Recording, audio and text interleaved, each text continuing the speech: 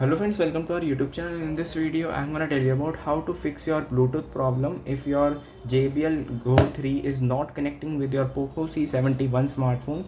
What are the things to connect this? I hope you like this video, and then let's get started. Friends, first you have to open your settings, go to Bluetooth, just long press the Bluetooth and you will see here. Friends, you can see it is not showing. How you can just do this? If it is not showing, you have to just long press both of these. Like you can see here, it is the Bluetooth and power button also. When you just click on this Bluetooth, it will show. You can see you have to first turn it on like this.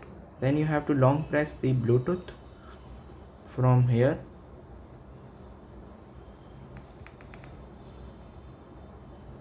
and then if we can see, it is showing. Friends, you can see it is now showing JBL Go 3. Just tap on to pair it, and you can see it is paired successfully. And this is how you can pair it. I hope you like this video. If you like this video, then subscribe to our YouTube channel for more helpful tips and tricks videos. See you next time.